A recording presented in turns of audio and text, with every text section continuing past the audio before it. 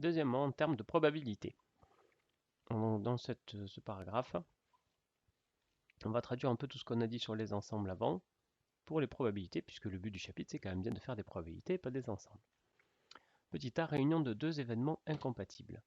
Alors, qu'est-ce qu'on a dit? Deux événements sont incompatibles si leur intersection est vide. C'est-à-dire deux événements incompatibles. Souvenez-vous, c'est ça. L'événement A, l'événement B, tout ça dans oméga. Ça, c'est géométrique. Et si je lance 2D, par exemple, si je lance un dé à 6 faces, un premier événement, c'est faire 1 ou 2. Un deuxième événement, c'est faire 3, 4, 6.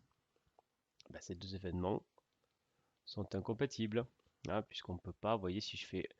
Il n'y a aucune issue de A qui est aussi dans B, et vice-versa. Ouais. Bon alors, qu'est-ce qui se passe quand on regarde la probabilité de la réunion de deux événements incompatibles? Eh bien, comme ils sont incompatibles, c'est la somme des probabilités. Alors, vous voyez, c'est pas mal de le voir en termes d'air. La probabilité, vous pouvez, en première approximation, dire que c'est l'air dans votre dessin. C'est-à-dire que la probabilité de A, c'est ça. La probabilité de B, c'est ça. Et du coup, la probabilité de A union B, puisque A union B, c'est les deux en même temps, c'est très logique que ce soit la somme. Donc on ne dit rien d'autre de plus. Ça, c'est une propriété des probabilités. Donc je n'ai pas à la démontrer parce que c'est comme ça qu'on définit les probabilités. Donc quand vous voulez faire la probabilité d'une réunion, vous faites la somme de probabilités. Attention, ça ne marche que pour les événements incompatibles. Petit b, qu'est-ce qui se passe quand on a une réunion de deux événements quelconques? C'est-à-dire quand les événements ne sont pas incompatibles.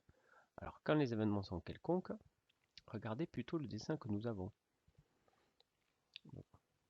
Aïe, désolé, donc petit b. Là c'était petit a, petit b. Donc, je refais mon dessin. Sauf que cette fois, l'événement A et l'événement B ne sont pas incompatibles. Ça veut dire qu'il y a une intersection non vide. On a toujours l'événement A. Je ne vais pas les colorer. Et dans ce cas, à votre avis, qu'est-ce que ça vaut la probabilité de la réunion de A et de B?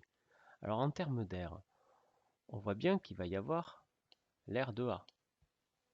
C'est tout ça, la probabilité de A. Mais il y a aussi la probabilité de B.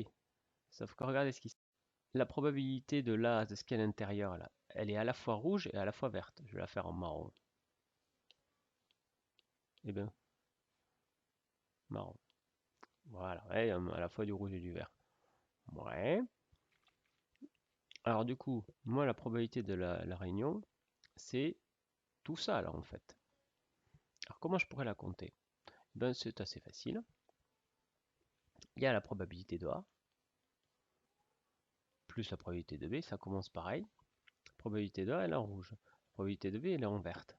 Et puis vous voyez la probabilité de ça. Alors cet ensemble, comment il s'appelle? Cet ensemble, il s'appelle A inter B. C'est l'intersection de A et de B.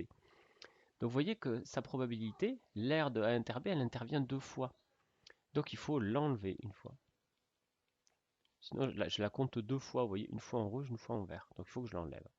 Donc j'enlève la rouge ou la verte, peu importe. Voilà. Alors cette formule s'appelle la formule de Poincaré,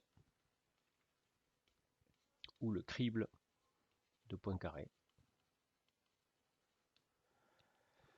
Poincaré, certainement le plus grand mathématicien français de tous les temps.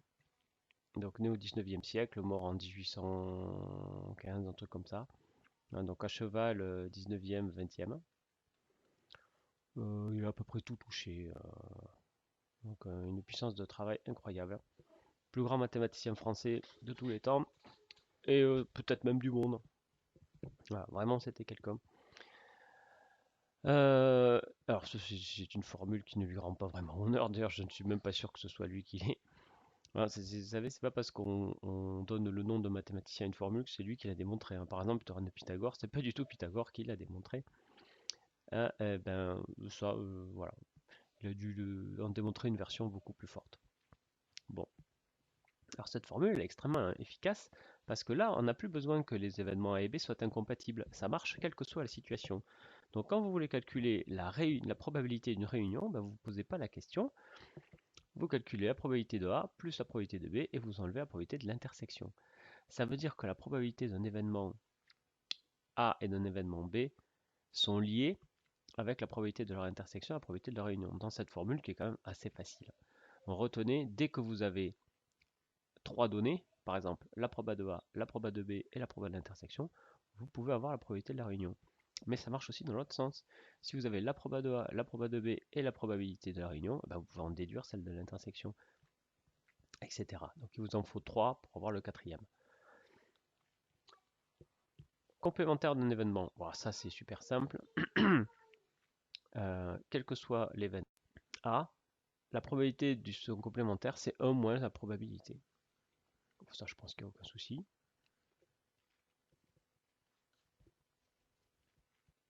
Qu'est-ce que c'est le complémentaire de A? Si A c'est en rouge et son complémentaire en rose, souvenez-vous son complémentaire. Oups. Voilà ce qui arrive quand on finit pas bien, c'est voilà. Donc là c'est oméga. Et donc en rose, le complémentaire de A. Bien. Donc ici c'est A bar, si vous voulez. Eh bien, n'oubliez pas que la probabilité de oméga, c'est 1. Donc la probabilité du complémentaire de A, c'est 1 moins la probabilité de A. Alors, je ne vais pas vraiment démontrer là, mais c'est pour vous l'expliquer. Ça marche exactement comme, comme dans les statistiques, hein, la somme, c'est juste une histoire, la loi fondamentale, la somme des probabilités est égale à 1. Petite idée, enfin, la formule de De Morgan qu'on a déjà vue, en fait, c'est exactement la même avec des probabilités devant. On avait déjà vu que le complémentaire de la réunion, c'était l'intersection des complémentaires, et que le complémentaire de l'intersection, c'était la réunion des complémentaires. Il suffit de mettre des probabilités devant, et puis ça reste vrai. Donc je vous l'ai déjà démontré, donc j'en dis pas plus. Et avec toutes ces 4 formules, on va pouvoir faire des tas d'exercices.